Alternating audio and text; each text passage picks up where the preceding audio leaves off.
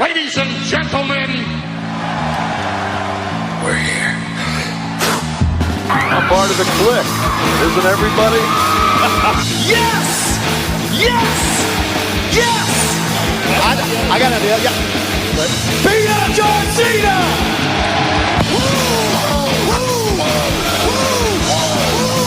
Give me a hell yeah! Oh, a little bit of the bubbly. Too sweet!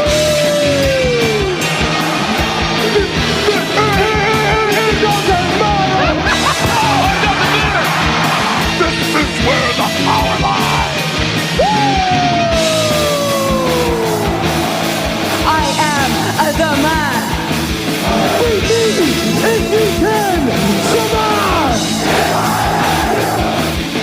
It's showtime, folks!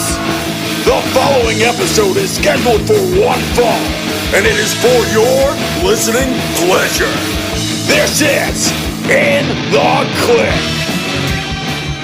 What's up, everybody? Baby Huey here, and joining me once again is my good brother from within the ropes. It's BrianTronic. How's it going, man? It's going great. It's great to be back again. Yeah, man. Well, first things first. We gotta talk about it, man. First off, congratulations, Brian. You and your wife, Cindy, welcome in a brand new baby boy. What was it this past Wednesday? Yep. Wednesday. Congratulations, man, and congratulations to your wife. Come on, she did the work. She did all the work. Exactly. So no, awesome, man. Your faction is now growing. Well, you got 5 members total now, right? You're the leader. You got your five-person group now. But please fill in the Kliqsters. What happened this week for you? Oh man, it came out of nowhere. Well, not nowhere in a sense, like we were expecting him, obviously, but like not so soon. Yeah, and it was a nice, smooth, swift birth. I mean, I would say I wasn't the one giving birth, but he's here. He's healthy. He was born 9 pounds 2 ounces, so he was a big boy. Yeah, big boy. He's ready for the Royal Rumble. And well, as you texted me, future champion. Yes, that's right. But no, I love the name as well. Yes. Zaire, right? Zaire, yes. Zaire, yes. So awesome. I no, congrats. That's awesome. I love the photos your wife was posting of him, you holding him and stuff. That was funny. No, congrats, and I'm sure both your older boys are very much happy as well, and just in love, and it's cool for them. They're big brothers now. Well, Charlie, you're now your middle son. He was your baby. Now he's your middle son. How's he like being an older brother now? He loves it. He's always just kind of looking at him. Always, he's held him a few times now. He's still learning the ropes. He's very excited to be a big brother. Yeah, no, so listen, I mean, first things first, like I said, congratulations to you and your wife and the rest of the family. It's an awesome time right now. But also, thank you for making the time to record with me right now. It's so much going on. Like, literally, I don't know about you, but like, 2022 has been like stacked with just news stories and events and so much going on. And like, honestly, I kind of told myself, I was like, Brian, when you texted me last week that your son was born, I was like, oh, he's probably going to be really busy for the next like week or two, just getting settled, coming back home from the hospital, busy with stuff. And I was like, maybe I'll just take the weekend off with everything going on. And plus it's Hell in a Cell, it's a B-level pay-per-view. A lot of people were complaining about the hype, the build to it, and kind of with the match cards listed for the show, and people were kind of like, it just didn't seem like a lot of people were interested in this. So I kind of like, well, maybe I'll just take the weekend off, and then you and I can get back together maybe the following weekend and record a new episode. But not the case. I mean, Hell in a Cell, much happened there. So this episode of In The Kliq, we're going to review Hell in a Cell, and we're also going to talk about the fallout from Monday Night Raw this week. So we're going to combine it all into one. I just figure it's a lot easier. it kind of gives this episode a little bit longer shelf life in the podcast world. So if someone listens to this on a Tuesday, Wednesday, or Thursday, it gives them plenty of time to catch up. So we're going to talk about what happened on Hell in a Cell on Sunday, and then the fallout on this week's episode of Monday Night Raw, and just kind of combine it in one. Because, I mean, this Hell in a Cell pay-per-view was very much a Raw pay-per-view. Remember back in the brand split was a thing, and each show had their own respective pay-per-views. Except for one SmackDown match, the rest were all Raw superstars. So that's all right. See, Charlotte Flair gone. SmackDown don't know what to do. I know. Well, we'll touch on SmackDown too, because this week's episode was pretty interesting. What they're building up there right now, and we can kind of talk about some of that news beats or the storylines there. But yeah, I mean, also, we had NXT in your house this past Saturday. All the AEW stuff with MJF and his version of a pipe bomb, and CM Punk being injured and has to not give up the AEW World Championship, but for the right now they got to find an interim champion and all that stuff. So we'll save that for another episode later on this week. But for right now, let's focus on WWE in your house, Monday Night Raw. And so let's jump right into it. So Hell in a Cell was this past Sunday, and my initial thoughts was like, the build was okay, the storylines were all right, but at the same time, I was like, I want to check it out. My main interest was the Cody Rhodes, Seth Rollins storyline. Did that deliver? Absolutely. But yeah, Brian, kind of your initial just thoughts of Hell in a Cell this year. It was better than what we expected. Obviously, like you said, below pay-per-view, a lot of people weren't really pleased or satisfied with the build, the lack thereof, presence of SmackDown on the card. No Roman. So that, no Roman means no WWE Undisputed Universal Championship match. But I felt like everyone who was a part of the show did their part. There was some good matches. So I was happy with it. Yeah, and I'm sorry, and I was happy that we got to have Rollins and Cody main event inside Hell in a Cell, and there was only one Hell in a Cell match. That was different too. I know. I was all for that. I was kind of worried they're going to try to throw together another Hell in a Cell match. And I'm like, no, I kind of like it the way it is. Like, just put more emphasis on the one Hell in a Cell match, make it more special. All the focus can go there. And it ended up being, it was the main event. It was the last match. So rightfully so. You can end it with that. Also for me, like with Hell in a Cell, it's a case of, like I said, the storylines, what we've been seeing on TV the last few weeks hasn't been like the most compelling stuff outside of Cody and Seth. It's been okay. But once again, I give WWE credit where maybe they lack on the week-to-week creative on Raw or SmackDown. They still deliver at the pay-per-views, or premium live events. Yeah. And, Brian, if you really think about it, in 2022 specifically, all the pay-per-views have been really good this year. Yeah. Like, I mean, you really think about it, we complain, recording a weekly podcast, maybe this could have been done better, or this could have been better told on Raw or SmackDown, some of the creative decisions and storylines that they go with and the story beats. But at the end of the day, they over deliver on these pay-per-views. And I really thought Hell in a Cell was a really fun watch, and there's a lot of great stuff that happened there, and we'll get into all that here. And then we got a lot of answers already on Raw this week. So we're already on the road to Money in the Bank now, because now it's like tonight on Raw, they were like, we're done with Hell in a Cell. Let's get on focus with Money in the Bank. We got tickets to sell for Las Vegas. That's the other thing too. Them switching venues. We haven't a chance to talk about that. So it was announced last week that Money in the Bank, which was going to be that Saturday, that first weekend in July, no longer going to be at Legion Stadium, the home of the Las Vegas Raiders, the place you and I were at last August for SummerSlam. It's now being moved to MGM Grand Garden Arena in Las Vegas. So from a football stadium to a small arena. So your thoughts on this move? Probably the best, in the long run. I think if you're not going to have anything super crazy, I mean, it would have been nice to see the Money in the Bank ladder matches done inside a stadium, big stadium show like that. But because you don't have a ton of people, usually the Money in the Bank ladder matches are full of people who, I mean, you usually got like 2 or 3 guys who could possibly win it. Same with the girls, right? But then the rest are just like a bunch of people who you know for sure aren't going to win the match, right? So I just felt, and then I mean, hey, they don't run the MGM very much, so that's cool. I know I've seen that they weren't selling very many tickets, so I'm sure that's, you know, big reason, if not the reason why they did it.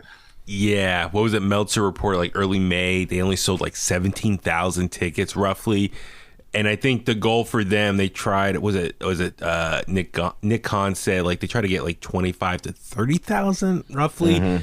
In their minds, that's a success for a football stadium, which, man, football stadiums are what, over 50,000 people, 60,000. So for them, just to get 25, 30 is considered a win. Man, that's still like a lot of empty seats, but I guess financially that's okay. That's a whole lot of empty seats, a whole lot of section that the camera would not be for. Yes. Yeah. I mean, as we saw at SummerSlam was pretty filled. Yeah. But still, there was one side of the end zone and section of the stadium they did not use. It was all tarped off, and they kind of focused everyone on one side of Allegiant Stadium. So, yeah, but still, only 17,000. So, yeah, they canceled those plans, switching over to MGM Grand Garden Arena, and I guess they refunded everyone, and then tickets went on sale for that. So, everyone who bought tickets had first dibs on purchasing tickets at the new arena. So it definitely not necessarily the best look for them, because it's like, ooh, like, yeah, hey, they did not sell the football stadium that well, and plus it was tough. Wasn't UFC that same night, over at T-Mobile? So yeah, WWE a little bit backpedaling now, but hey, you know, it's okay. Start over, just sell out or come close to selling out MGM Garden Arena. It's gonna look probably big inside with this filled up arena. So I hope it all works out. I hope they still deliver a fun show. But my only concern is, by going to a smaller arena, will Roman Reigns now have a reason to show up now? Brock Lesnar, like, these are some big names that were advertised for the football stadium. Now, like, didn't they update the graphics and took some of those guys off? And so now it's like, are they going to lose some star power now because they're going to a smaller venue? So we'll see how it goes. I mean, like I said, we're on the road to Money in the Bank now, so a lot of questions to be answered hopefully in the coming weeks. They got to start building up some storylines. But like I said, let's jump into Hell in a Cell. I'm with you. Like, it was still a fun show overall. I enjoyed it. It was an easy watch. And I don't know about you, man. I know we talked about, was it Double or Nothing last week, and how it was at 13 matches and it was one match after another. I kind of like WWE's formula as far as 7 matches in 3 hours. After a match, you had like a nice break. Now, granted, they're trying to squeeze in promos and commercials for Peacock, and you know, so there's a lot of downtime in between with the promo videos and stuff. But I kind of like having that break, like mentally, just to relax, digest what I just saw on TV, use the restroom, get something to drink or eat. Like, I don't know about you. Are you cool with kind of like the formula that they've been doing lately? Yeah, I mean, you get a chance to really understand what happened, rewind if you have to. Go on Twitter. Look on Twitter, see people's reactions, and have a conversation really quick. I mean, that's really what I think watching wrestling has come to, really, if you think about it. Like, a lot of people like watching and then, you know, expressing their opinions, talking with other people, and it's hard to do that with AEW events because it's so much action. It's like back to back to back to back. You don't really have a chance to really, like, even like, it's 1, 2, 3, here's your winner, and then you blink a few times and then the next person's coming out for their match, you know. And then I feel like you would think that AEW wouldn't do something like that, because you'd feel like they'd want to, like, in that time, like, if something dramatic happens, you'd want the commentary team to, like, really sell it and kind of give, you know, I mean, sometimes nowadays I feel like with WWE, at least, I feel like Graves and and Byron and Cole and all of them, they take that time sometimes, and I feel like they oversell stuff sometimes. It's just like it's like, come on, guys. We seen it. It happened 6 matches ago. Yeah. But I like the format nonetheless. It gives you a chance to really just think about it, and like you say, go to the bathroom, go warm up your pizza or whatever. yeah, exactly. So, Hell in a Cell. Listen, if it's okay with you, I think let's go a little out of order and just talk about the biggest takeaway from Hell in a Cell, which is Cody Rhodes, man. And his performance there. Like, I know we usually like to kind of go in order of matches and what happened, but we got to talk about Cody Rhodes, man. That was the biggest story of the night. Everyone's talking about it, and it played over into Monday Night Raw as well. Again, that was the first segment, so we'll all combine it here for this discussion. So, yeah, main event time, it was, Cody Rhodes versus Seth Rollins, match number 3 of this 2-month rivalry that they've been having going on here. And there was reports coming out earlier in the day that Cody was supposedly injured. He didn't wrestle at the house show the night before, and he told the announcer told the audience Cody's been injured. So they got people speculating what's going on and kind of freaking out. Sure enough, was it on the kickoff show? They officially said yes, Cody is injured, but we'll explain more. Yeah, I believe it was on the kickoff. They talked about it, and they said he sustained an injury, and then Jimmy Smith throughout the night, talked about it a few times, and continue to say he's injured, and then I think they even explained that it was a torn pectoral injury or something like that. So officially, they revealed that Cody, I guess, in the brawl last week on the Go Home show, Monday Night Raw with Seth, he partially torn his pec, but then I guess over the weekend, while weightlifting, the pectoral muscle completely ripped off the bone. So, if that's kayfabe or not, who knows? But nonetheless, Cody is injured. So at least they are saying yes, Cody is injured, but he's still gonna wrestle. So a lot of people are like, "Is this a work? Is this real? How's he gonna wrestle?" Because you and I were texting, and both our thoughts were the same. Like, we just thought of Triple H a few years ago with the Saudi show with him and Shawn, DX reuniting against Brothers of Destruction, Kane and Undertaker. And during his match, he ripped his pec, and and how he bruised up during the match and after the show was over. So painful. But so let's talk about it here. So Hell in a Cell gets set up. Seth comes out to the ring, and what an ultimate, just, dig at Cody. He reveals his ring gear is all black and yellow polka dots, obviously like his father, Dusty Rhodes, just taking a shot at Cody here. I loved it, man. Like, I just, even though Seth's lost the first 2 matches of this rivalry, he's still trying to play mind games with Cody. So it was great. Cody Rhodes comes out, in his full, red, white, and blue ring gear. He comes to the ring, and I don't know about you, but I noticed right away, his chest, you could see what's exposed that wasn't covered up by the jacket. Some bruising there. I'm like, oh my God, what's going on? What's going on there? And then sure enough, Cody takes off his jacket, and I think the entire wrestling universe, WWE universe, just gasped all at the same time. Oh my God, it went silent. Twitter started exploding. Everyone taking screenshots of him, like, oh my God.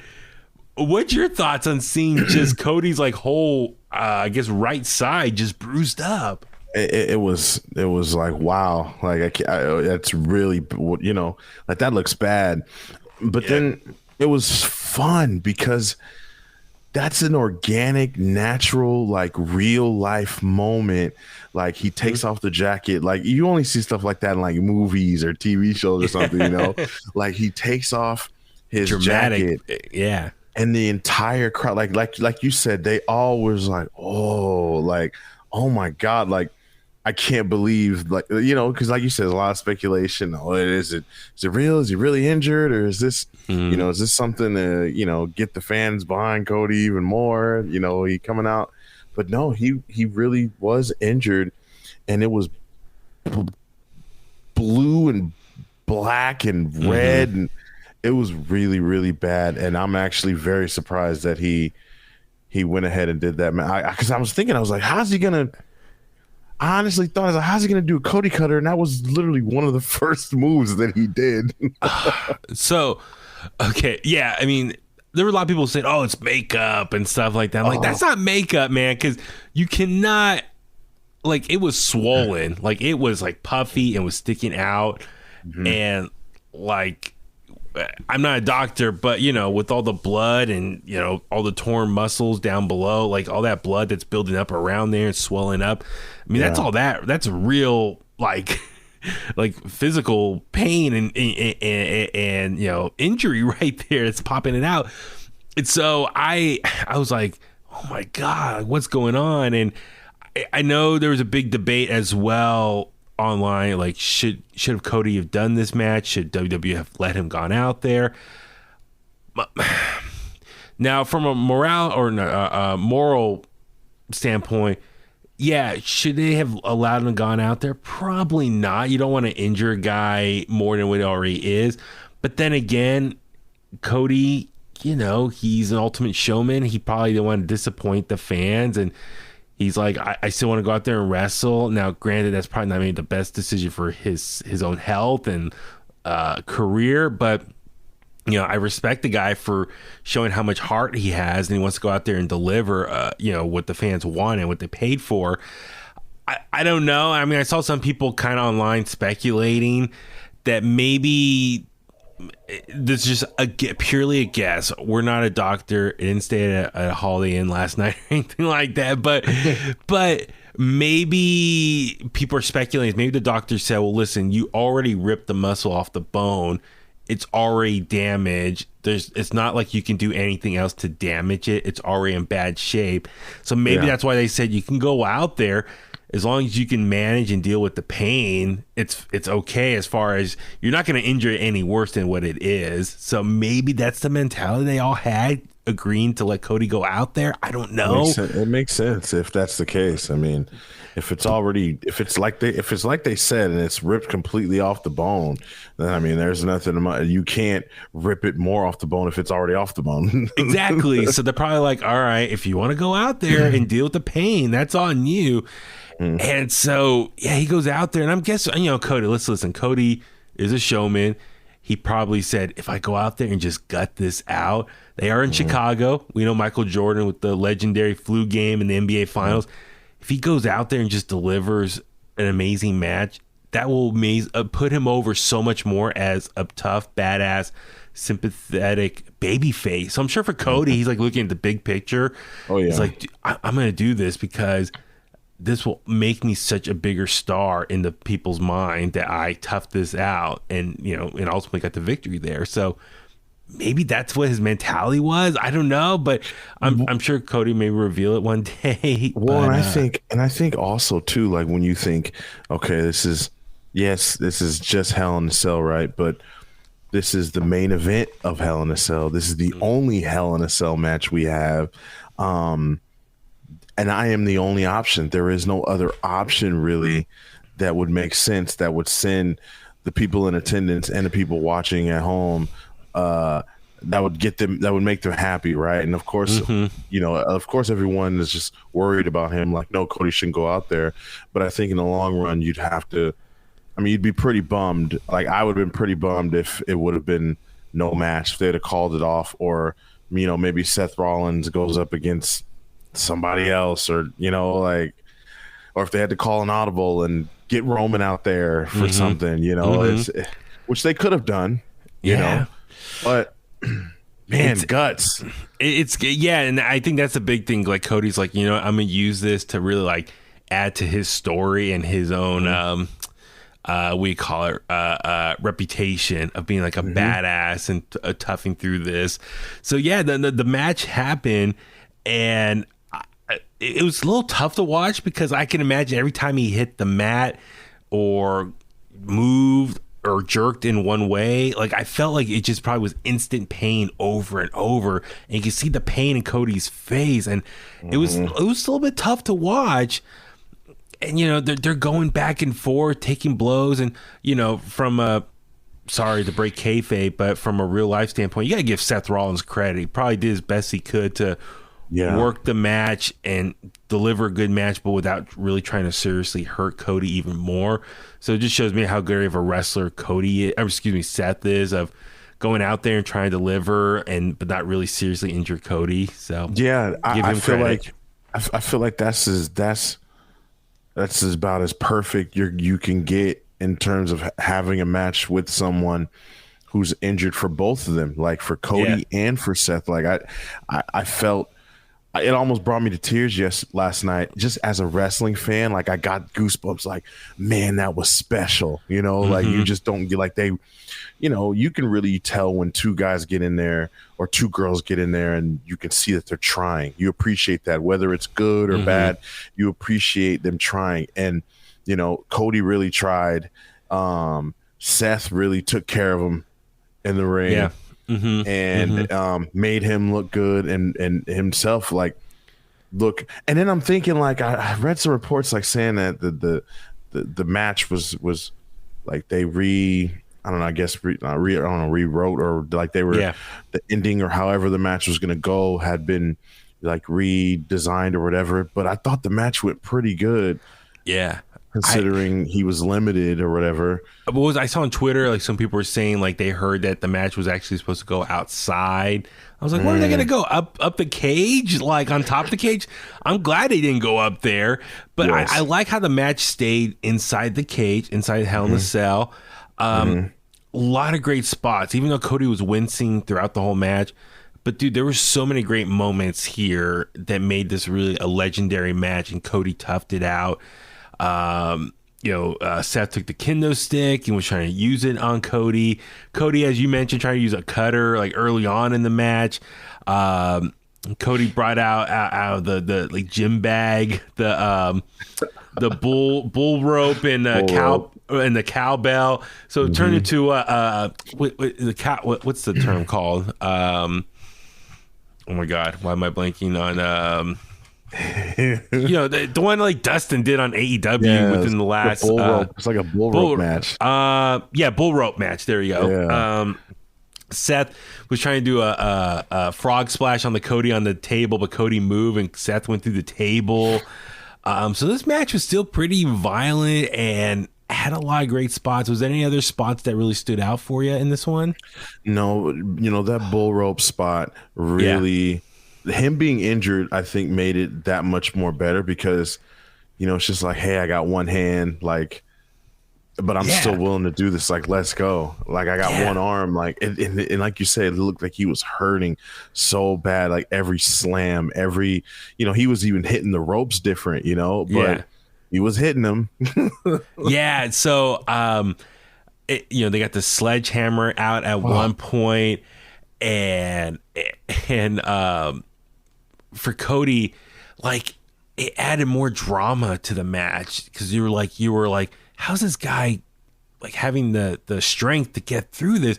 So like this is I mean, I know the injury was bad, but like at least it made this much more dramatic and like gives Cody like legend status now because of it. But like let's go through kind of the ending here as far as Seth pulled out the sledgehammer, but Rhodes kicked it out of his hands. Then Cody hit the pedigree and the crowd popped. Like he's been teasing pedigree for how long in AEW? Because a lot of people thought he was like doing the Triple H story in AEW, just burying everyone. But he finally hit the pedigree here. The crowd pops, like finally he did it, but he did it against Seth, who Seth is the pedigree as well. But Cody went for a near fall. So Cody Rhodes picked up the sledgehammer. Seth ran away, but Cody chased him, and when they got back in the ring, Seth hit the stomp, another close 2 count. The crowd was chanting, "This is awesome!" It was great. Rollins or Cody went for his own stomp. Rollins hit the crossroads, so they did his own finish. Rhodes held on and hit the crossroads for a near fall, and then Seth and Cody both ran for the sledgehammer that was like laying out there. It was like perfectly mapped out, like for the dramatics. Cody got to it first, but he was injured, so he dropped it. But then Cody hit the 2 crossroads. He picked up the sledgehammer, hit Rollins in the face, and had the pin there and won a huge pop. And he celebrated in the ring. I don't know about you. I saw some people kind of complain. They kind of wish Cody would have won with the pedigree. Do you think that would have been better for a finish, or do you enjoy this finish the way it was? I enjoyed this finish, the sledgehammer, obviously the crossroads. I think it played out perfectly. I understand like that pedigree was like a oh my god moment, right? But telling to sell. You got to end it off on something, like that. Yeah, exactly. So Cody Rhodes celebrated. After the match, he cut a promo and said it was his decision to come to the ring. So I think if anyone wants to put blame, put it on Cody. It was his call. So, legend status because of this. People are going to talk about this match forever now. Like, you think of the great Hell in a Cell competitors. You got Mick Foley, and now probably Cody Rhodes at the top now. Maybe Undertaker, Triple H. But yeah, Cody is now in the discussion of like legendary Hell in a Cell matches there. So kudos to him. So, but let's jump to Monday Night Raw tonight. The show kicks off with Cody coming out the ring. You can tell he's in pain. His right arm's just not moving. He's not doing anything. Cuts a promo, starts talking about his daughter and how he wanted to gut it out to perform for everyone. And then he mentioned, the the Money in the Bank briefcase hanging above him, and his goal is Money in the Bank. And he says if he can heal up in a month's time, he wants to compete in the Money in the Bank match. And I think a lot of people are like, "What? No." If you have a torn pec, I mean, that's like, 6 months to recover? Like, how's he going to do that? Is he Super Cena or something? I don't know what your thoughts were, but I was like, no, there's no way. Like, what's going on here? But sure enough, Seth Rollins' music hits. He comes out, and Seth, being super serious, is like, congratulating him for the win and, sign of respect, and said your father would be proud. Was there anything else Seth mentioned to him? He did say that he still did not like him. Oh yes, yeah. And I think that went over a lot of people's heads. That was literally the first thing that came out of his mouth. He said, "I still do not like you." But Seth did say Dusty's very proud of his baby boy right now, and Cody got emotional, and the fans started chanting Cody. So they shake hands. Seth leaves. Then Cody's walking up the ramp. Like, he says goodbye, waves. I think that's his way of like saying goodbye to everyone. Like, he's going to be gone for a while, recovering from his injury.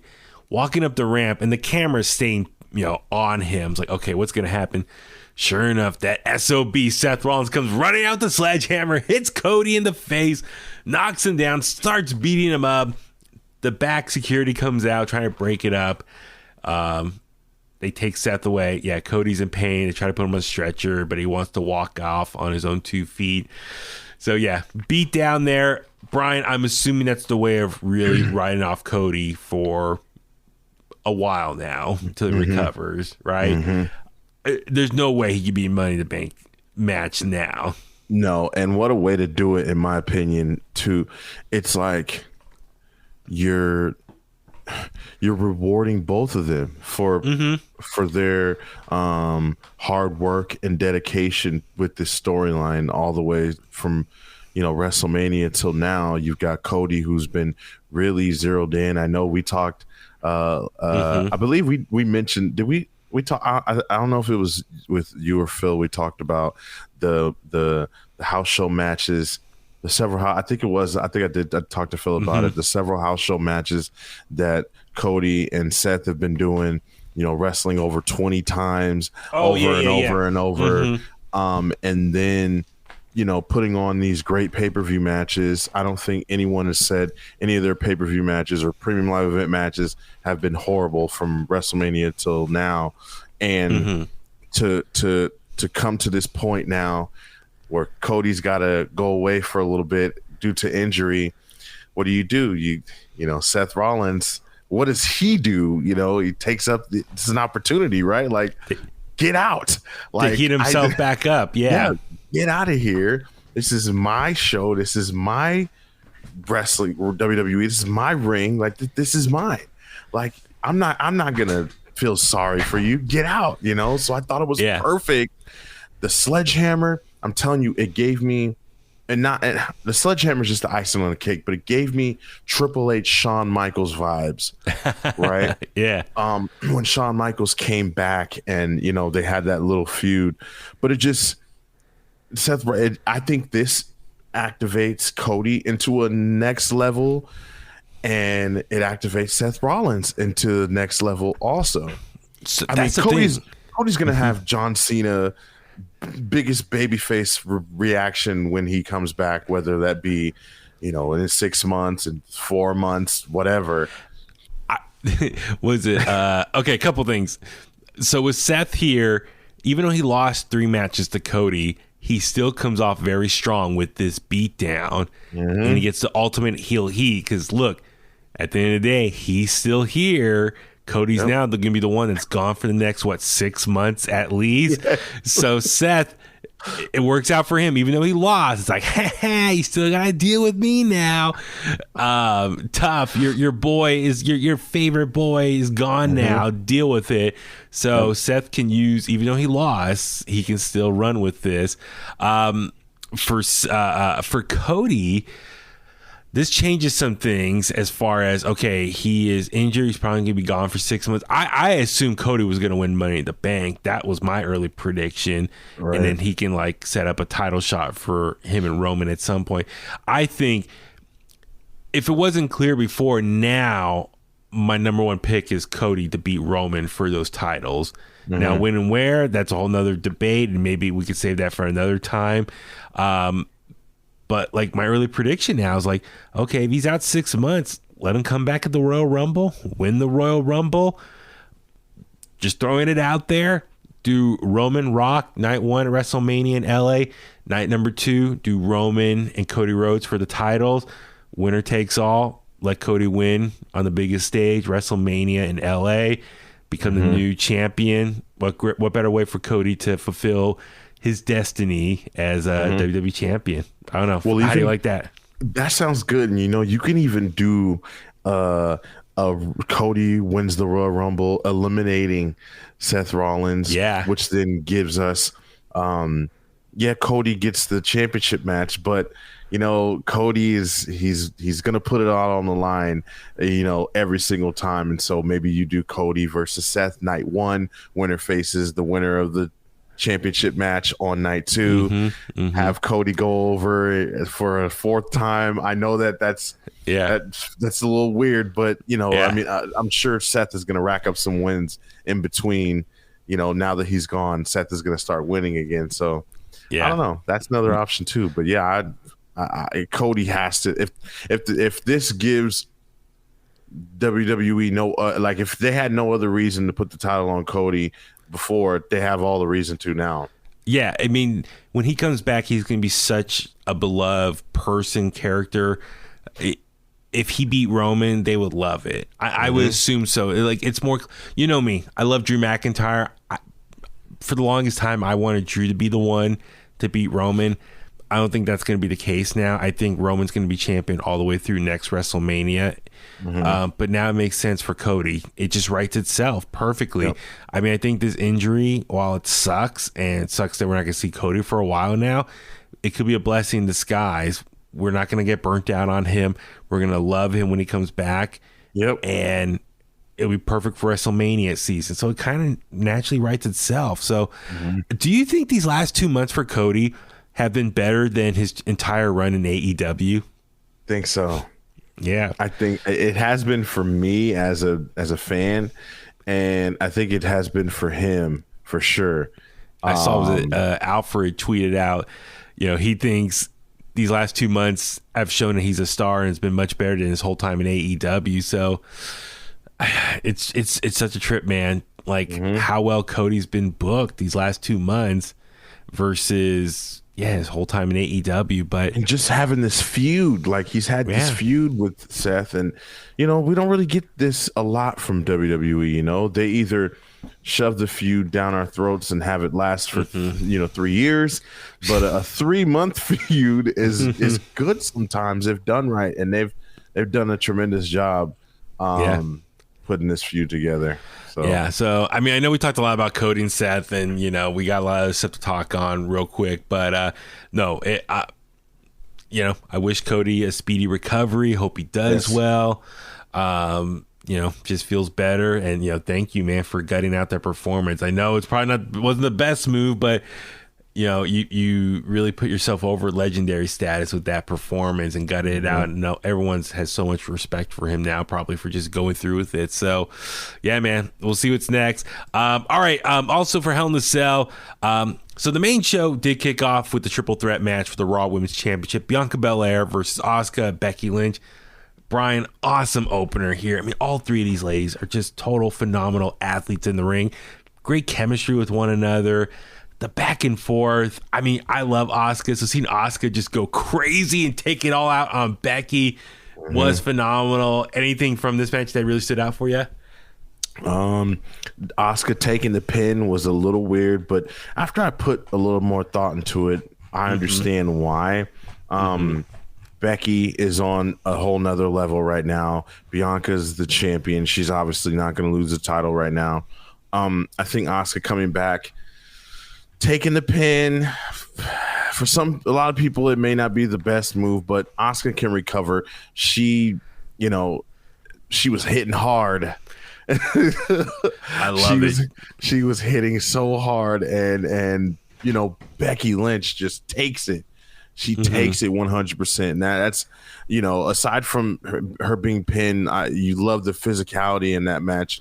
Honestly, when you watch this match, it's just like you think these three women are like so far ahead of a lot of women, not just in WWE, but in women's wrestling, period. Like, and even with Bianca, like Bianca continues to improve and get better every single match. And when she's in there with goats like Becky Lynch and Asuka, it just makes her 10 times better every single time. No offense to any other women's division out there. I know everyone's busting their ass trying to get better and put on the best show that they can. And I have respect for everyone who does this for a job. Like, I love this sport, and I love everyone that participates. Like I said, respect. But God, just watching the three of them go, they're light years ahead compared to so many other competitors out there. It was like so intense. The spots that they were doing, it was just so great to watch. It was so fun. But yeah, this finish, when Becky hit the manhandle slam on Asuka, thought she had the match won, and then Bianca comes in, throws Becky out of the ring, and just pins Asuka right there. I was bummed seeing Asuka eat the pin, but it makes sense in this matchup here with the three of them. So Bianca wins. She didn't even try to hit her own finish, KOD, to add to it. She just, like, Becky's move took out Asuka enough that she was able just to use that to get the pin. Becky was so upset after the match, and it was perfect, like, character building. Like, I had it won, but Bianca, you took it away from me. So it just adds more layer of their rivalry, and, like, it fuels Becky to hate Bianca even more. Like, you took my title away from me. Amazing match. Now, where they go from here, well, I guess we could jump into it right now. So on Raw tonight, I was a little nervous. We saw Becky Lynch have a match with Dana Brooke, and everyone's like, oh, okay, so Becky's just trying to maybe have a match to kind of get back on track.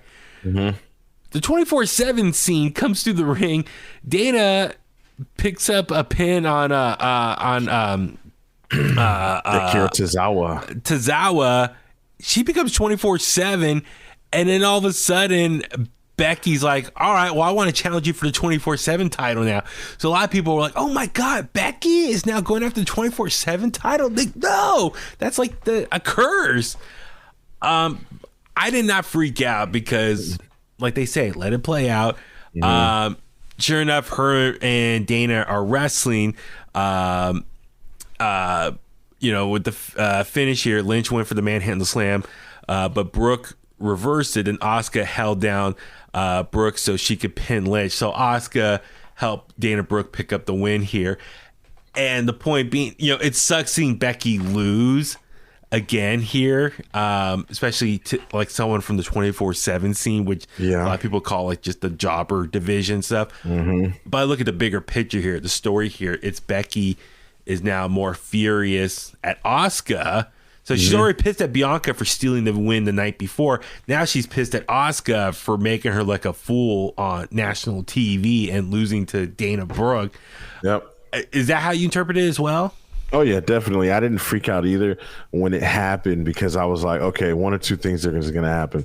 Becky's going to become the 24/7 champion, and it shows desperation. Like, she's just so desperate to get her hands back on gold. She's used to being champion, Yes. And so that would have shown like such desperation on her end. And then even or the other choice would be for her to lose, and it would spiral her into even more desperation where she's willing to do anything at this point to make sure that she's back at the top. I mean, you can't go any lower than the 24/7 championship like picture, right? That's what a lot of people say. That's the talk online even. So when I saw it happen, I was like, okay, this isn't bad. We're gonna get some good out of it either way. Yeah. And then so it looks like Asuka and Becky, that storyline can continue, not involving the title. I'm guessing that might be a match at Money in the Bank. Bianca, on the other hand, it's like, what's next for her? Who's her next competitor? We got that answer now. So the main event was a fatal four-way with Rhea Ripley, Alexa Bliss, Liv Morgan, and Doudrop. Nikki ASH came out with her.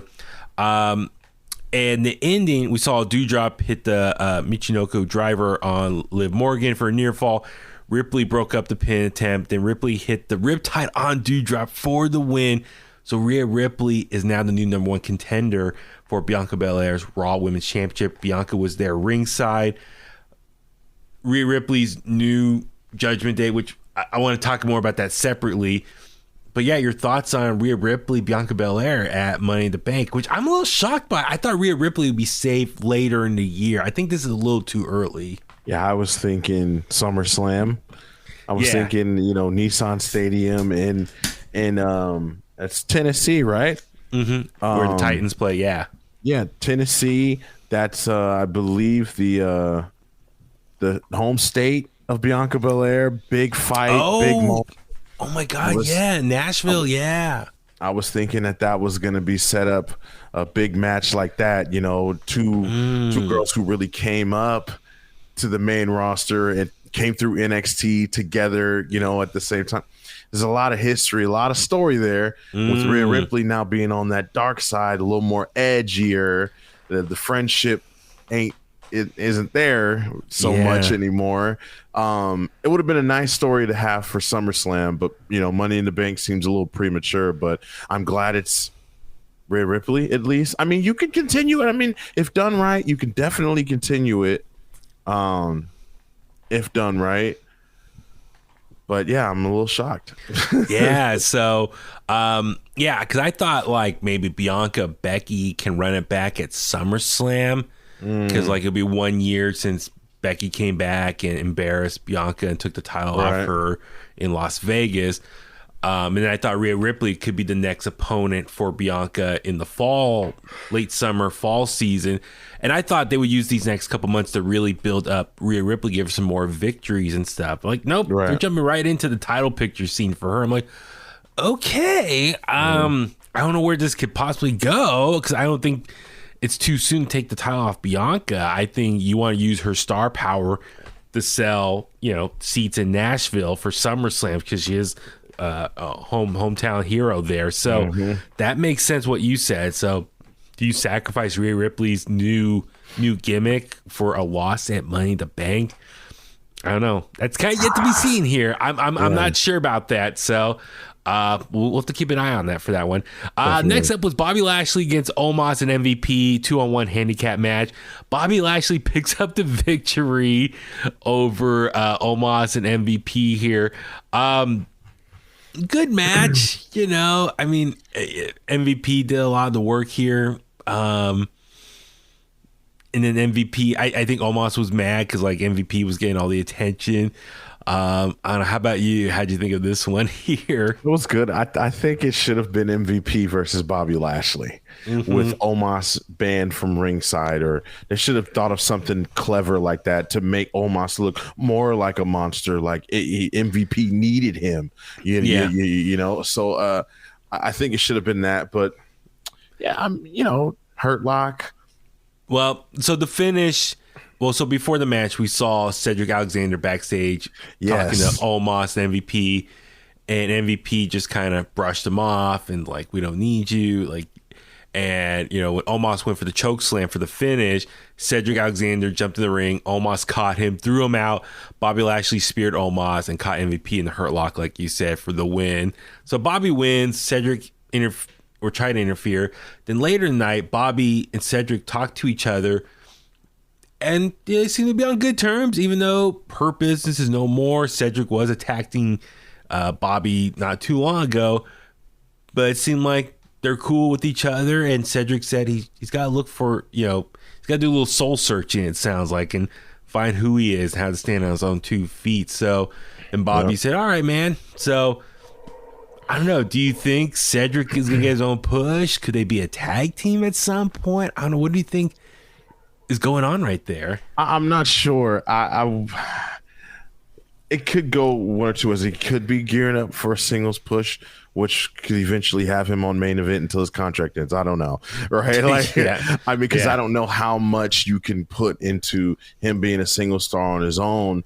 You'd have to really make the fans care about him at that point, whether But then also, I'm like, maybe he's just saying that, and eventually, MVP will know that there's strength in numbers, especially if you want to get back to the top, right?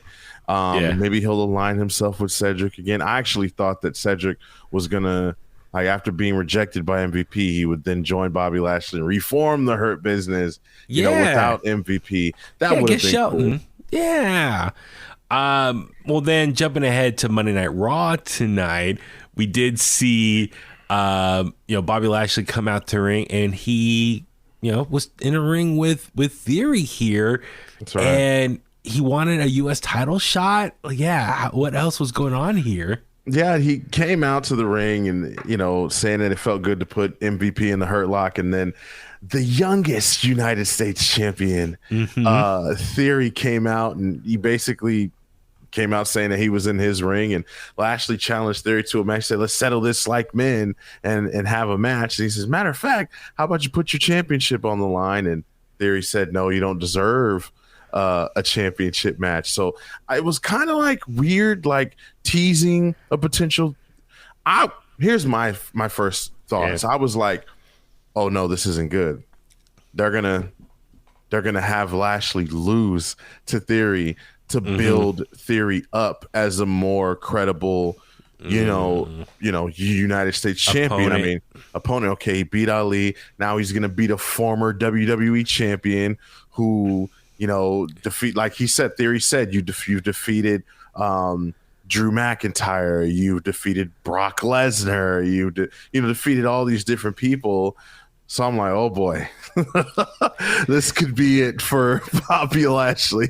Well, you brought up a good point. Like maybe to build up Theory even more, because the rumor is maybe Theory versus John Cena at SummerSlam. We did see an announcement. John Cena will be returning to Monday Night Raw in 2 weeks in Laredo, Texas, celebrating his 20th anniversary with WWE.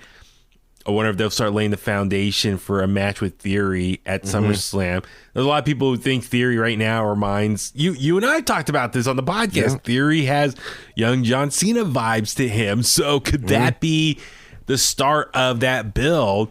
And so maybe they feel like, maybe Theory takes out Bobby Lashley to kind of elevate him into more of that main event scene to make him a worthy opponent for John Cena. Which sucks because we love Bobby Lashley. I would hate to see him kind of get used like that. But I get it. If you want to help make new stars, Bobby's had his time to shine.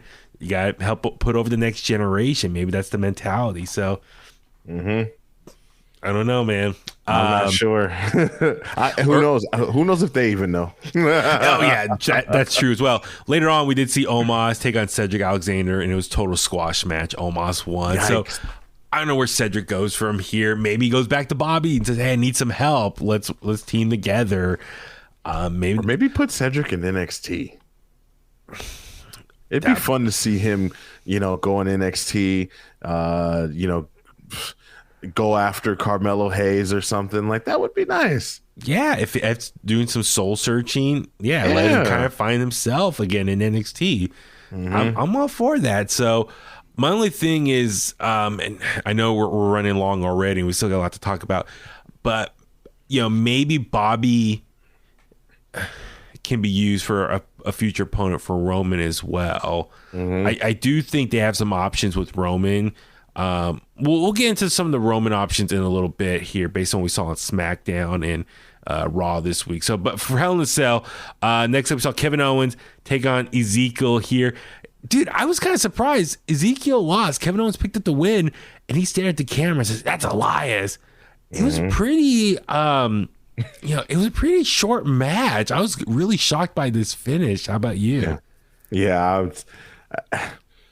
just with the amount of effort that these guys both put into this feud, for it to end like that, it was just kind of like, okay, whatever. It's, I guess, you were expecting more, Yeah, I mean, Ezekiel tried to get the victory early on with the knee to the face at the start of the match, but towards the end, he climbed to the top rope.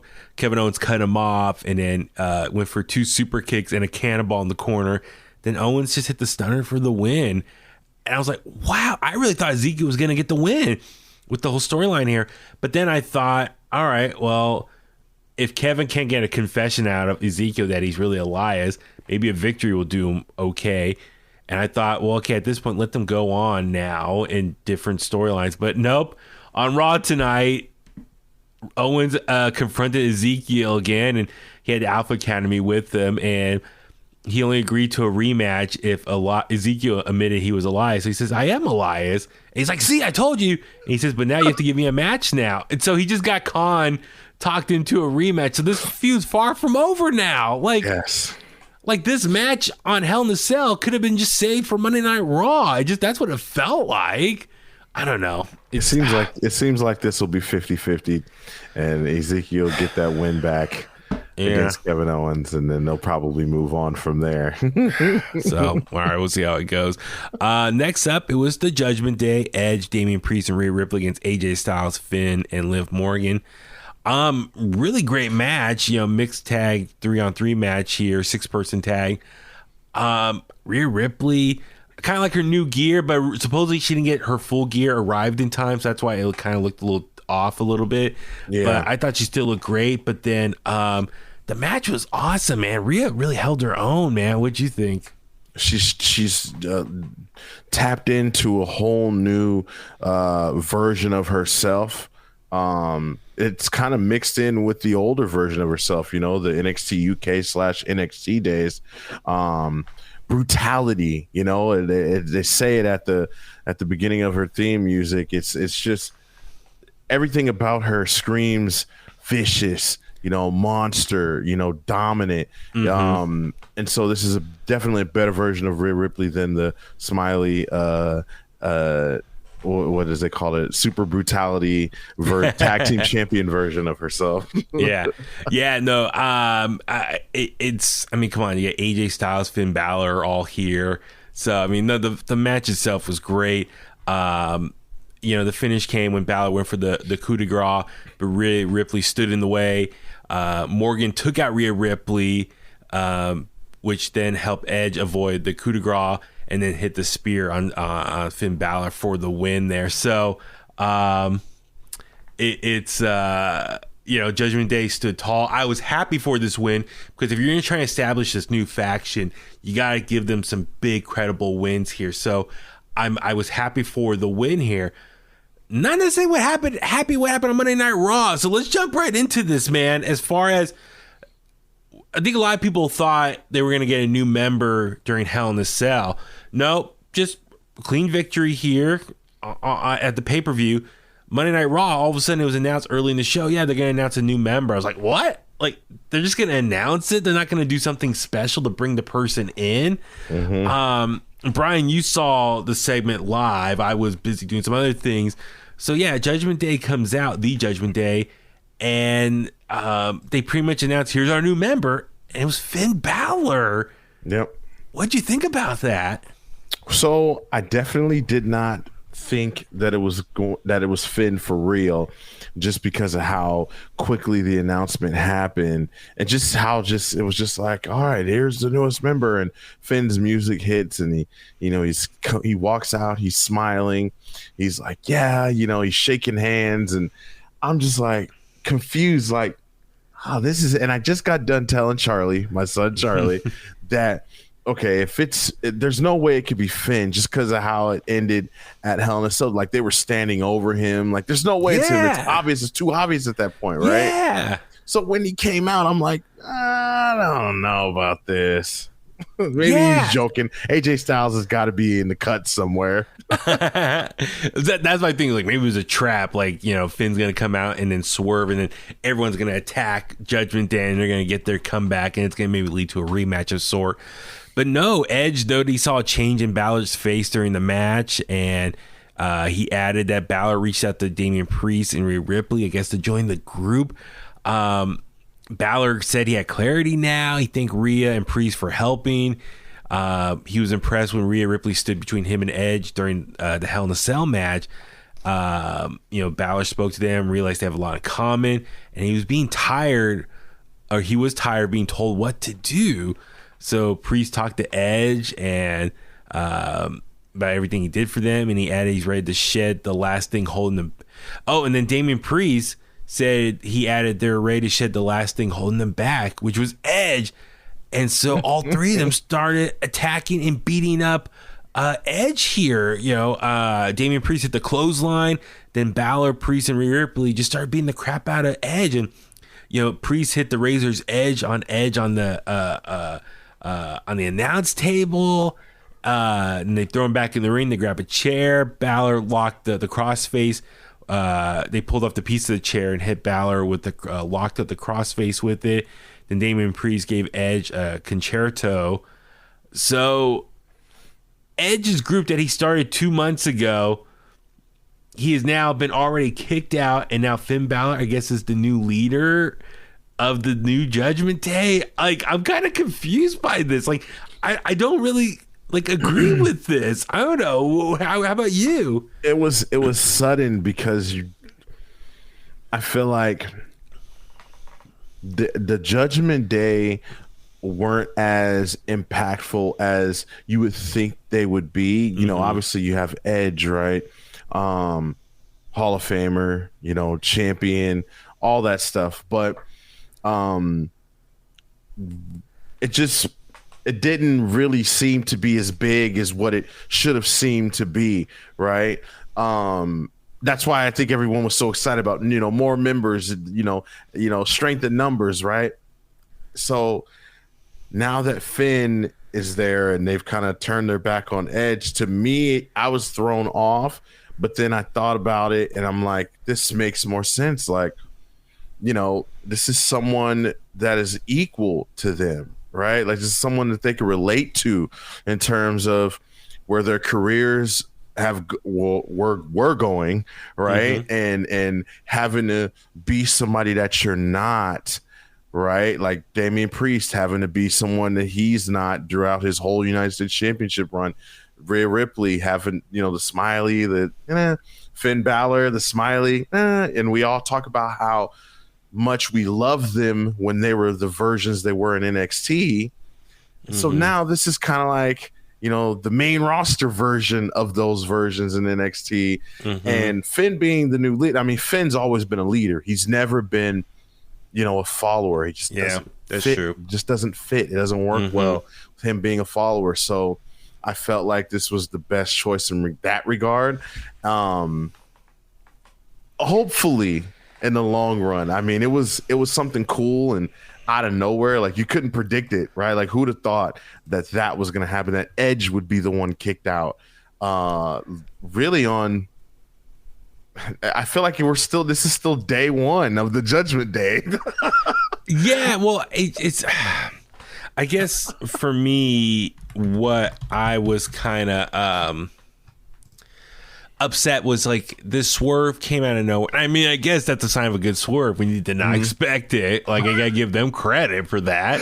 Right. But you're feeling true emotions right now, Huey. But it just sucks that it seemed kind of uncalled for, and it seemed kind of desperate as far as like this was Edge's group and he got kicked out right away. Like, the last time I could think of this was when Wade Barrett got kicked out of Nexus and CM Punk became the new leader. But Nexus had already been around for a while. Like, this thing just felt like it was still building and still just trying to get its feet off the ground. This faction, they're barely 2 months old. And we were super excited about the potential of Edge. You know, he ran since he's been back with WWE, he's been a babyface. He kind of did everything you kind of could do. So it seemed like maybe a fresh start was going heel, cut his hair, build up a cool faction that was a little bit different in presentation compared to what else he's been in before. A little bit darker, but it was like, oh, Damian Priest, Rhea Ripley aligned himself. So it's like we were all super excited for them because they felt like they both been kind of just floating around in their respective divisions. So their stock's going to elevate by working alongside this WWE Hall of Famer. It's a win-win for everyone involved. Like I said, Edge gets a new look, new gimmick, freshen things up, brings in these people who will elevate their value. And we're like, oh, maybe they're going to get another member, and then they could really just run roughshod over WWE. Who knows? Maybe Rhea could be a future champion. Maybe Edge and Damian Priest could be tag champions. Or if they had a fourth member, Damian Priest and that other person could be tag champions. Maybe Edge can be, you know, a WWE champion or competitor at least, and they can really dominate. You know, they could be the next top faction to run the company. And we were like fantasy booking what could happen over the next 6 months, and nope, that got taken away from us. And it just screams a little bit desperation. And what I mean by that is, I see a lot of people think, okay, maybe this was a move because Cody Rhodes is injured now for the next 6 months. Raw is lacking top babyface main eventers. Edge is that. He was that before he turned heel. So maybe they're like, okay, well, we're kind of running short on babyface main eventers for Raw. Let's have Edge be that person. All right, we got to get him out of this faction that even though he just started it. Okay, what can we do? All right, well, let's have Finn Balor take his spot then, and he gets beat up already. So it just feels very premature. I'm a little disappointed. I'm bummed out by it, but so I guess Edge is gonna be off TV for a while, and I guess when he comes back, he'll come back to a babyface pop, takes out the Judgment Day. But I'm worried about the Judgment Day because, you know, Finn Balor, he hasn't really done much on the main roster, so I feel like with Edge no longer in charge, this faction is not going to be taken as seriously. And I hate to say it, like with Finn in charge, I mean, I guess it's cool. We've seen Finn, you know, be a tough, badass leader with the Bullet Club as the first original leader. But I guess I'm worried with Finn in charge, they're not going to take creative's not going to take him as seriously, and they're just going to be probably just going to be getting jobbed out now. But I think if Edge was still the leader, they would have been taken more seriously and probably would have won more matches. Does that make sense? As far as with Finn in charge, I think they're like, all right, we can kind of write off this group now. We're not going to put as much stock into them because Edge is not there. So these guys can just be used as heels to put over baby faces down the road. Unless this was Edge's call. And Edge approached them and said, hey, I really want to do this for these three. Like, this is, you want to get these three in a position to be successful. Let's do it. This is how you do it. And I mean, this is I think what matters to me, Huey? I think their explanation next week or whenever they decide to speak on why they did this to Edge, that is what matters. Okay. No, I feel like that's what matters. Yeah, no, next week, if they give a proper explanation, then I'll go along with it. But yeah, but Balor on the main roster, to his point, hasn't done anything significant. He hasn't won anything. So it's like, but Edge has done a lot. So it's like, if I'm, from a logic standpoint, it's like, why are you taking away this WWE Hall of Famer who main evented WrestleMania last year? and you're gonna fall behind your new leader who hasn't done nearly as much as Edge. So it doesn't make sense from a logic standpoint. Like, I hate to say Finn's a lovable loser, but he's lost more matches on the main roster than the important ones. The important ones. Well, see, maybe I feel like they see themselves as equals to Finn, and they don't see the like with Edge. I mean, Edge's Hall of Famer. I mean, even tonight, the words that Edge uses, like he basically said when it was time for him to talk, like, okay, the children are done, the adult is talking now, all of you have to shut up. Yeah, I guess. While Edge spoke so much, like so highly of Rhea Ripley and Damian Priest, you got to think it was almost sort of like and a kind of like or I was gonna say maybe he manipulated them, or maybe Finn is the manipulator here. That's what I'm saying. Like, it depends on what the explanation why, because they said Finn was the one who reached out to Rhea Ripley and Damian. Maybe he manipulated them to join him so he can have power instead of Edge, because he said he's tired of being told what to do, so he wants to be a leader. He can't join Judgment Day. Everything Edge said was true, but he could never be under Edge because he's tired of being told what to do and he wants to be in charge.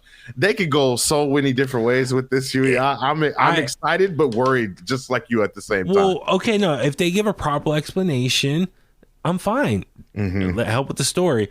But Edge has been so dominant since September. Like, he's been winning everything. So I don't know. It kind of sucks because then it leaves Edge like, well, where does Edge go now? Yeah, where does he go? I mean, him and Bobby Lashley are two like baby faces for the main event title scene, unless they feed in the Roman at some point. I don't know. Next up, we saw Madcap Moss take on Happy Corbin. Madcap got a little bit of repackage, so he re-debuted on SmackDown this past Friday. I liked his re-debut, busting through the ambulance door, coming after Happy Corbin.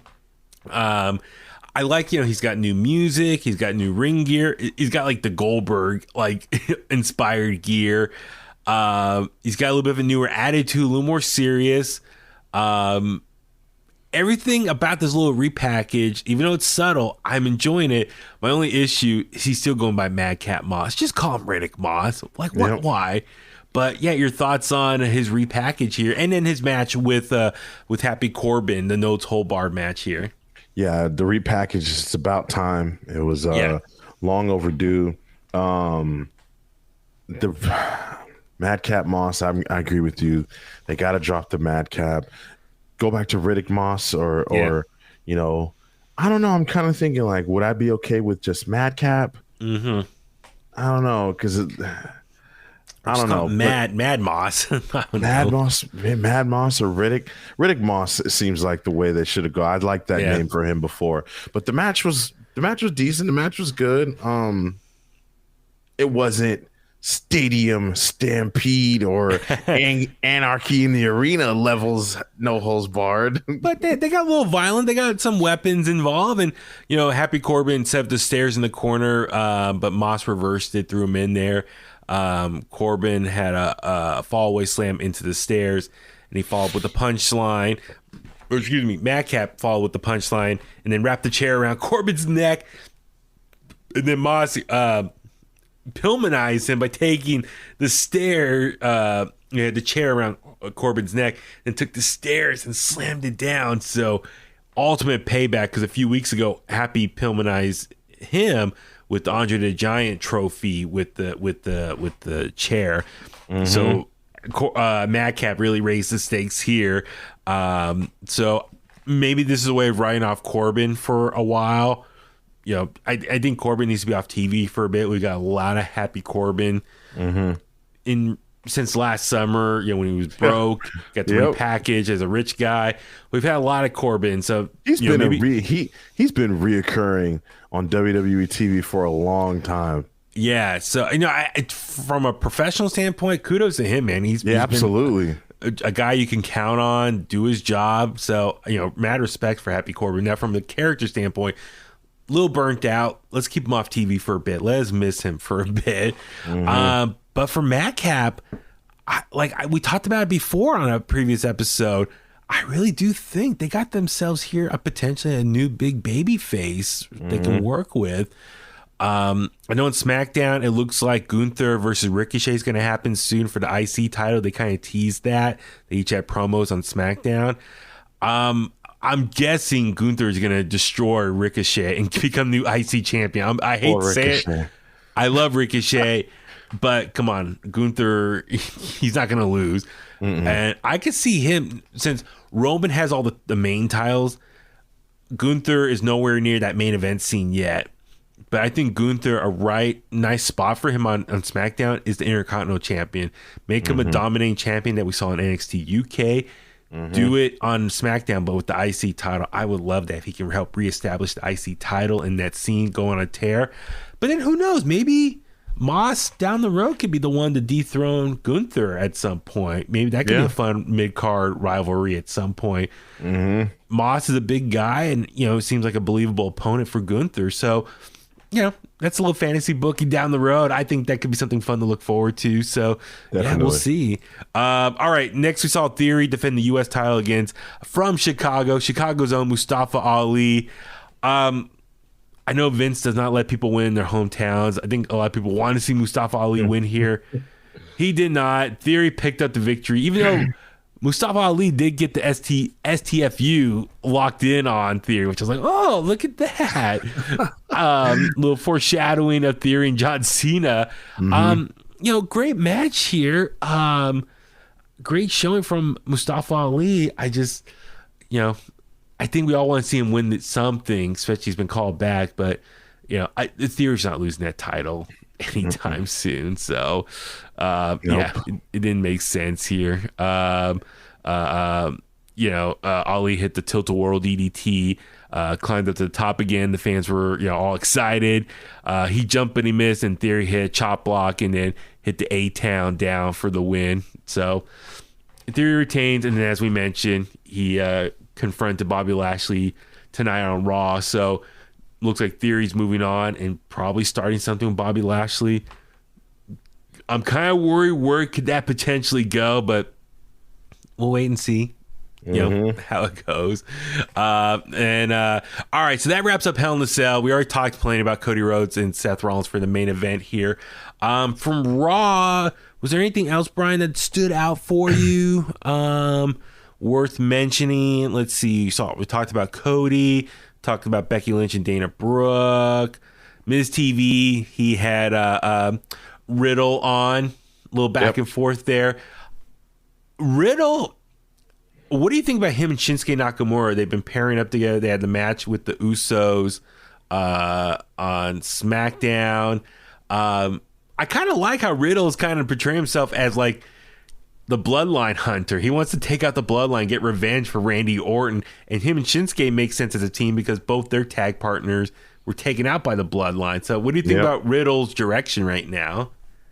I thought him pairing up with Shinsuke was a good move, right? They both, like you said, they both lost their partners. They're both, Shinsuke, we all know who Shinsuke is and what he's about and what he's capable of in the ring. So it wasn't a bad choice. But yeah, for him to go out in the match, with an injury, it's just like, Riddle finds him. It's like, here we go again. I find myself by himself on SmackDown. Yeah. Right. So yeah, him coming out on Miz TV was interesting. But it did sound like Riddle wants Roman Reigns now. So it looks like maybe that is going to be a match at Money in the Bank. So Riddle finally wants a piece of the tribal, what do you call it? The tribal piece of trash. Tribal piece of trash. So it looks like Riddle's calling his shot. He's like, he wants a chance to get Roman Reigns and get some revenge for Randy Orton's behalf. I don't know. I kind of wonder, maybe if that match doesn't happen at Money in the Bank, maybe this could be motivation for Riddle to enter in the Money in the Bank match and maybe win the briefcase, and then maybe he can go after Roman Reigns then. And I forgot where I saw it online, but someone said, well, maybe Riddle becomes Money in the Bank winner, tries to cash it in, Roman beats him, and then Randy Orton gets mad and comes back and gets revenge for his buddy, and that could lead to the SummerSlam matchup between Randy versus Roman. I mean, there's so many different ways you can go with this. Yeah. But looks like Riddle's first up right now for Roman Reigns, so that should be interesting. And maybe next episode or so we can talk about the build to Money in the Bank and maybe how they can make this better, because Money in the Bank's been okay the last couple years. So I really want them to reestablish Money in the Bank as a cool, important thing to win here. So we can save that for another time. Let's see. We saw Riddle beat up The Miz tonight. Quick match. Oh, by the way, I should say I will be recording an interview with The Miz and Maurice this week, so check out that interview very soon on In The Kliq. So make sure you subscribe to us. That interview will be dropping later on this week. Street Profits in a championship contenders match against the Usos. In a count out. I guess Street Profits are going to be the next opponents for Usos. Are you cool with them? I don't know. I don't think the Street Profits are it anymore. I mean, they've kind of hit their. Yeah, I feel like they've kind of hit their ceiling, right? Like they've gotten big, and it's like boom. Like there's nowhere else to go. Boom, boom. I see Montez Ford getting bigger. He's getting more jacked. Right. Okay. He got some new artwork done on his arm, tatted. But yes, he did look bigger. I was like, whoa. Yes. Getting jacked, man. I mean, hey, if he's thinking correctly, he knows he needs to get ready for a singles push. Yeah. And we did remember, when was it? End of last year, he did have that one match with Roman one-on-one on SmackDown. So maybe that was a test. It's like, could you be a single star? I mean, I don't know if you and I have talked about this specifically, but if you want to compare Street Profits to like Harlem Heat, I do think Montez Ford could be the Booker T of this group. Yes. I love Angelo Dawkins. He's great. I love him. He's fun to watch, everything. But Montez Ford, I think, has that it factor. He's great on the mic, charisma, athleticism. He could be a future star if he breaks off on his own. And I think Montez has that switch. He's got that switch that when it's time to turn it on, he could change personas. He could be babyface. He could be heel. He has it. I think he has it in him to do whatever, is needed at the time. And his in-ring is incredible. Like like you said, he's got the charisma. He's got the in-ring. He's special. Hey, I know Bianca is a babyface. Everyone loves her, and rightfully so. She should stay that way for a long time. Down the road, how awesome would them be as a power couple as heels? Montez Ford and Bianca Belair, both champions as heels. That could be something to think about down the road. So we're calling a shot early here. Okay, we saw Veer Mahan defeat Dominic Mysterio. So I guess that rivalry is being picked up again. It's been off TV for a while, but wasn't Ray injured or something for a while? So that's why he was off TV for a bit. I don't know if Ray's injured or if he, I guess he's injured. I don't know, man. If over the past few years, I feel like, him and Dominic have been stop and go. I mean, this is dating back to when they were in the Performance Center.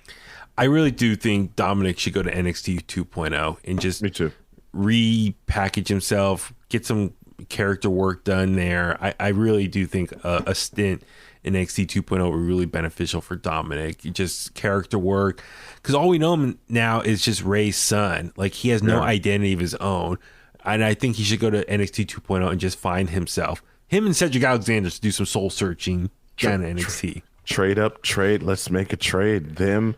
Bring Legato up, I mean, they got their situation after what happened at In Your House, now they have to merge families and whatnot, but have Legato come up and you already have Del Cruz and Joaquin Wilde as a tag team, right? And then you got, this someone for the women. division, and you got Elektra Lopez. Santos. Yes. Yeah, Elektra Lopez for the women, and you got Santos Escobar for the men. All right. Well, okay. So maybe later on this week, let's talk AEW. Let's talk NXT in your house and the fallout on tomorrow's episode of NXT. So a lot of stuff there. So yeah, Raw this week, a lot of fun. Hell in a Cell, a lot of fun. So I kind of like this when the B-level pay-per-views. Let's talk about the pay-per-view and also talk the immediate fallout on Monday Night Raw. So hopefully you guys enjoy this form of a conversation for it. So all right, on that note, let's start wrapping things up. Brian, where can the Kliqsters find you online? Yo, Kliqsters can find me at BrianTronic on Twitter and Instagram, and follow my show at Within the Ropes on Twitter and Instagram as well. And I'm Baby Huey. Follow me on Facebook at Baby Huey Official, Twitter and Instagram at Baby Huey83 for everything else.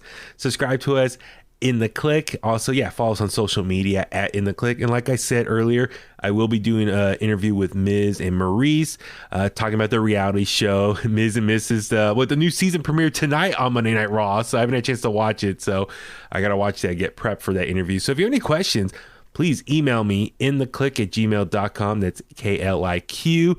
And thank you as always for the continued support. And on that note, let's go home. And that's the bottom line because Huey said so.